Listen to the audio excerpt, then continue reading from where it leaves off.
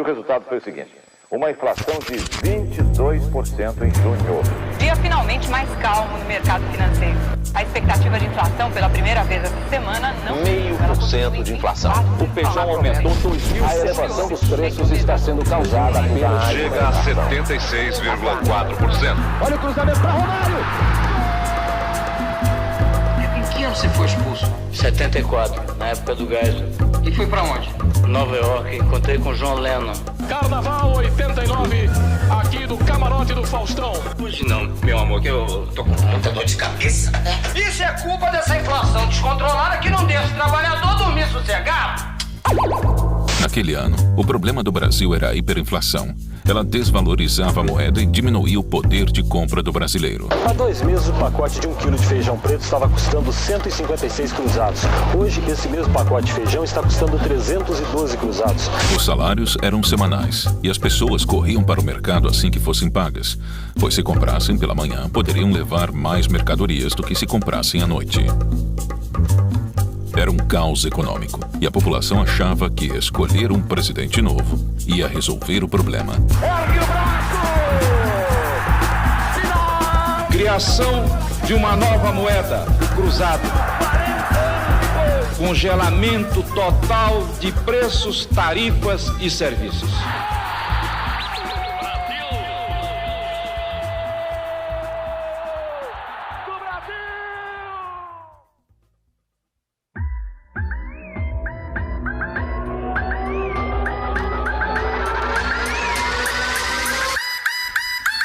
Prometo manter, defender e cumprir a Constituição. Promover o bem geral. E sustentar a integridade e a independência do Brasil.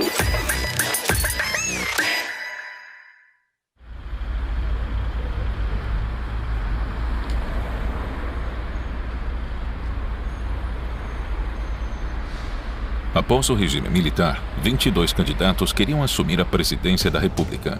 Teve cara do antigo regime, figurões de hoje em dia como Paulo Maluf e Ronaldo Caiado, e até mesmo o Silvio Santos entrou na disputa, apesar de um ano antes ter negado até os dentes que se candidataria. O Silvio Santos não quer ser político, o Silvio Santos não vai ser político, o Silvio Santos vai defender os interesses do povo. Quem acredita em mim deve votar no 26. Mas naquele ano, 3 nomes se destacaram na disputa: Fernando Collor de Mello, Leonel Brizola e Luiz Inácio Lula da Silva. Brizola ganhou notoriedade quando lutou contra a instauração do governo militar em 64. Ele foi exilado e voltou ao Brasil em 79. Foram 5.489 dias de exílio, o mais longo exílio de um político brasileiro na história do país. Que para este reencontro venho desde este nosso longo exílio, com o coração cheio de saudades, mas limpo de ódios. Sua trajetória o transformou em um mito entre a esquerda brasileira. Lula também havia surgido durante o período militar. Vindo dos sindicatos de metalúrgicos, era o principal líder do recém-criado Partido dos Trabalhadores. A legenda reunia integrantes da esquerda armada, sindicalistas, artistas, intelectuais da USP e até figuras religiosas. Que a forma mais eficaz de distribuir renda é aumentando o poder aquisitivo da classe trabalhadora. Porém, a defesa que Lula fazia dos trabalhadores era contraditória. O próprio Lula não havia trabalhado por muito tempo. Ele havia exercido mais a função política de sindicalista do que a profissional de torneiro mecânico. Ô Lula, se você for eleito presidente da República, o que você pretende mudar de concreto no nosso país? Olha, primeiro que nós vamos mudar de concreto, nós vamos provar que você pode tranquilamente colocar corrupto na cadeia. A similaridade das histórias fez Lula e Brizola rivalizarem pela mesma vaga no segundo turno. Lula dizia que Brizola era um desequilibrado emocional e Brizola dizia que Lula era inexperiente demais para governar. Isso me distancia léguas desse cidadão e me faz desconfiar muito dele. O Lula é a espuma da história. O Lula está dentro do sistema. Porque há uma diferença ideológica entre nós. Será muito mais fácil derrotar ao Lula no segundo turno do que qualquer um de nós. Ainda tem o agravante, o Lula, que não gosta de trabalhar. Apesar disso, eles competiam pelo mesmo eleitorado, devido às suas agendas revolucionárias. Lula não estava muito preocupado com a hiperinflação, mas dizia aos 4 cantos do país que a dívida externa impedia que o dinheiro dos trabalhadores ficasse no Brasil. E teríamos como medida básica, primeiro, tentar suspender o pagamento da dívida externa para ver se tira o país do sufoco que ele se encontra. E eu acho que fazendo isso nós iríamos terminar a inflação desse país a curto espaço de tempo. Quem ganha com a inflação é quem tem muito capital. Brizola entendia a inflação como parte de um sistema econômico. Para ele, falsificar dinheiro novo sempre que o dinheiro acabasse fazia parte de uma boa administração. A inflação faz parte desse modelo econômico desses últimos 40 e poucos anos. Defendia a reforma agrária e distribuição de renda e muito Estado para conseguir tudo isso.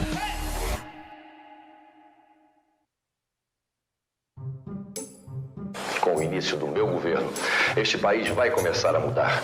As instituições voltarão a ser sérias e respeitadas. Vamos restabelecer a credibilidade e a confiança nos partidos e nos homens públicos. O Brasil vai voltar a crescer e o brasileiro vai ter de novo orgulho do seu país. Collor cultivava uma persona midiática, jovem e com um discurso assertivo. Se apresentava sempre com confiança. Era performático como um ator. Este é o símbolo da nossa fé. A mesma fé que me faz acreditar que poderemos juntos construir um futuro melhor para todos os brasileiros. Prometia acabar com os privilégios dos funcionários públicos e dos políticos, e assim ficou conhecido como caçador de marajás. Além do discurso econômico inovador, Collor criticava a falta de competência de José Sarney, o então presidente que não havia resolvido a inflação. O senhor sempre foi um político de segunda classe. O senhor nunca teve uma atitude de coragem. De quebra, ainda tinha uma promessa ambiental: preservar o Pantanal e a floresta amazônica. Collor arrancou na frente na campanha política. Sua família possuía um império midiático em Alagoas e apareceu muito mais e muito antes que os outros candidatos na mídia. Nem precisou participar dos primeiros debates. Sua vaga no segundo turno era certa. Se a eleição fosse hoje, os resultados seriam esses. Luiz Inácio Lula da Silva, do PT, seria o terceiro, com 11%. Leonel Brizola, do PDT, ficaria em segundo, com 16%. E Fernando Collor de Mello, do PRN, seria o primeiro, com 31% pelos números do Ibope.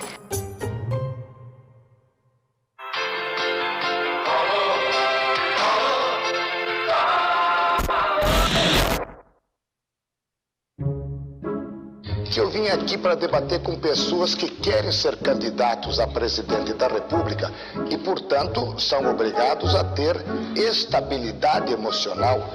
Quem é desequilibrado não pode ser candidato a presidente da República.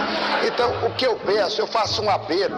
Nós estamos com 10, 12, 15 milhões de pessoas nos ouvindo. Não me dá uma parte, dá licença uma parte. Não lhe dou uma parte porque eu tenho 11 minutos, não lhe dou a parte.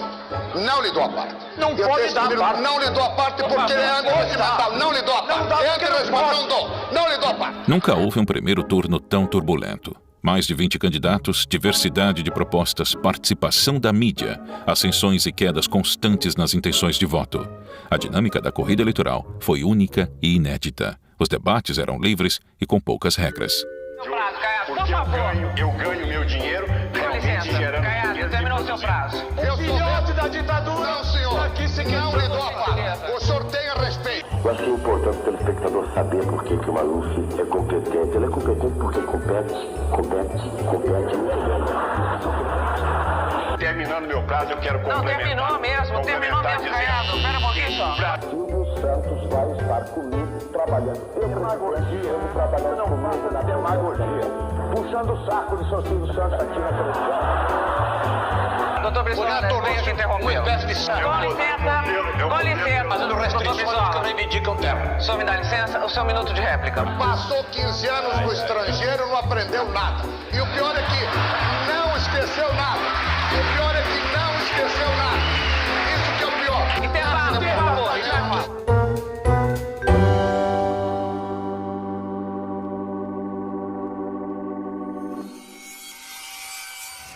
Vergonha deprimente para o nosso país a candidatura desse Silvio Santos. Eu vou me assessorar com bons ministros, eu vou me assessorar com bons assessores e eu tenho muitas condições de fazer um bom governo. Ele é um homem sem palavra. Há questão de um mês, jantando comigo, disse: de nenhuma forma eu serei candidato. Aceito ser candidato à presidência da República Vou lutar pelo país, vou lutar pelo povo. Silvio Santos se candidatou faltando um mês para o primeiro turno. E não é que o aspirante a político conquistou a população brasileira? O Ibope fez uma outra pergunta para medir a intenção de voto do eleitor diante do novo quadro eleitoral com a entrada do apresentador Silvio Santos. Silvio Santos surge em segundo lugar com 18%. E Collor permanece na liderança. Trata-se de um cínico, jamais poderia andar utilizando os canais em benefício próprio. Eu acho que o salário mínimo no Brasil é uma coisa ridícula. Quem trabalha 8 horas por dia, no final do mês tem que receber um salário mínimo que seja o suficiente para sustentar a esposa e 2 filhos. Enfim, eu estou sabendo que nada disso vai sair na televisão do senhor Silvio Santos. Dele que veja essa gravação, pode saber que o meu conceito que faço da conduta dele é exatamente o que estou dizendo aqui. Mas Silvio Santos não durou muito tempo na disputa, alegando que o apresentador não cumpriu o regulamento eleitoral. Brizola fez uma manobra para caçar a candidatura do homem do baú. O candidato do PDT, Leonel Brizola, anuncia no Rio que vai pedir a impugnação da candidatura do empresário Silvio Santos. No pedido, o PDT argumenta que o empresário é dono de uma rede de televisão.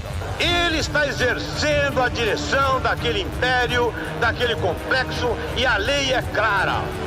Ele não se desincompatibilizou. Silvio ficou irritado quando lhe perguntaram se era verdade que o ministro Oscar Dias Correia iria pressionar os juízes do Tribunal Superior Eleitoral para não impugnarem a candidatura dele. Nós somos brasileiros tentando fazer com que esse país progrida e ainda no meio de nós, brasileiros de nível universitário como vocês são, há piadas como essa a respeito da justiça.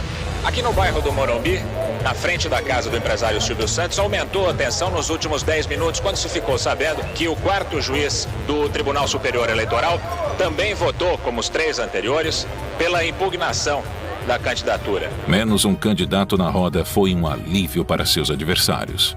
Eu acho que foi correta a decisão do tribunal porque moralizou o processo eleitoral. Com Collor garantido no segundo turno, a disputa se concentrou em Lula e Brizola, que brigaram até o último dia pela vaga.